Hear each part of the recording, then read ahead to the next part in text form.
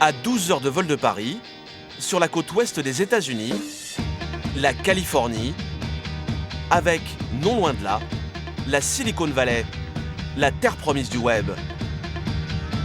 Le long de ces routes, des entreprises mondialement connues, comme le géant Google, ou un autre poids lourd du net, l'incontournable Facebook et son campus 4 étoiles. Mais c'est un peu plus au sud de la Californie qu'un petit jeune est en train de faire parler de lui dans le milieu select des réseaux sociaux. À Los Angeles, non loin de Beverly Hills, c'est un jeune homme de 27 ans qui savoure sa réussite en contemplant les villas à plusieurs millions de dollars de ses nouveaux voisins. C'est un super quartier, je l'adore. C'est magnifique, vous voyez, il fait beau, les gens sont sympas. Justin Matin, le concepteur de Tinder, l'application qui a fait de lui un homme très riche. Et aujourd'hui, le jeune homme est bien décidé à se faire plaisir. Il s'est offert de belles voitures, mais aussi une grande maison qu'il est toujours très fier de faire visiter. Vous êtes prêts ? Une villa à 3 millions de dollars que Justin a acquise dans l'un des quartiers les plus huppés de Los Angeles. Une maison musée. Vous voulez boire quelque chose ? Où Justin entrepose les tableaux dans lesquels il investit une partie de sa fortune. Comme cette œuvre, sa dernière acquisition. J'adore l'art. En plus, c'est un bon moyen de placer son argent. Si vous misez sur les bons artistes, c'est un bon investissement. Et si Justin aime la peinture, il n'a rien contre une bonne soirée devant la télé. Alors à l'extérieur, il s'est fait aménager cette salle de projection privée pour lui et ses amis. Voilà ma salle de ciné pour regarder un bon film. 6 grands fauteuils face à un écran géant et tout ce qu'il faut à portée de main. Et ça, c'est le bar. Comme ça, vous pouvez boire un verre en regardant un film. À même pas 30 ans, sous le soleil de Californie, Justin mène une vie de millionnaire.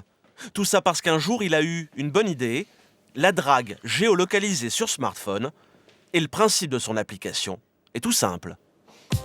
Sur votre mobile, vous indiquez tout d'abord si vous êtes un homme ou une femme, puis la distance maximale où se trouve votre cible, puis sa tranche d'âge et le sexe qui vous intéresse.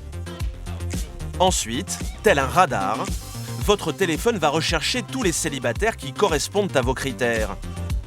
Et d'un simple clic, vous n'avez plus qu'à indiquer si vous êtes intéressé ou pas par les profils proposés. Si l'attirance est réciproque, c'est un match. Une conversation privée peut alors débuter. Une idée qui pourrait sembler toute bête, seulement voilà, personne avant Justin n'y avait pensé. Il y avait déjà plein de réseaux sociaux pour garder le contact avec des gens que vous connaissez déjà. Mais il n'existait aucun site pour rencontrer de nouvelles personnes. Tinder, c'est ça. Ça va vous permettre justement de rencontrer des gens et d'apprendre à les connaître. Et à ce petit jeu, notre jeune millionnaire est plutôt doué. Tout le monde veut faire sa connaissance. Comme Emily, 25 ans, dont Justin découvre les photos et qui, d'un coup de pouce, va dire oui ou non. Pour Emily, ce sera oui. Christy, en revanche, ne semble pas être du goût de Justin, qui va rejeter sa candidature. Rachel aura plus de chance, c'est un oui. Ashley, quant à elle, aura même le privilège de s'entretenir avec le jeune homme. Elle m'écrit « Salut, j'habite sur la côte ouest et toi ?» Je lui réponds « Oui, moi aussi, mais je fais juste une démonstration pour expliquer comment Tinder fonctionne. » C'est parti. Et malgré ses airs de playboy, Justin est devenu un redoutable homme d'affaires, très discret sur son business. Au dernier étage de cet immeuble, voilà à quoi ressemble la petite start-up qui fait parler d'elle. Un grand plateau où des ingénieurs travaillent à l'amélioration du réseau social qui monte. Toujours entouré de ses assistants, Justin, lui, a déjà tout du PDG à l'américaine qui contrôle son image et son message. Il faut dire que le jeune homme joue gros, car avec ses millions d'abonnés et la publicité qui pourrait en découler, Justin l'affirme, son entreprise vaudrait déjà des centaines de millions de dollars, et il en est persuadé, le meilleur est à venir. Il y a de très grosses entreprises qui s'intéressent à nous, mais nous ne sommes pas à vendre. On se concentre sur l'évolution, notre produit et notre développement. On a de grandes ambitions pour Tinder. Je pense qu'on va rapidement rentrer en bourse.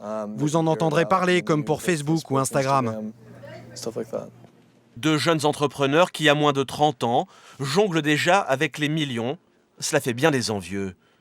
Alors aujourd'hui, pour se faire une place au soleil, certains sont prêts à aller très loin. Et c'est ainsi que sont apparus des réseaux sociaux extrêmes, des réseaux qui dépassent les limites et sont parfois même accusés de provoquer des drames.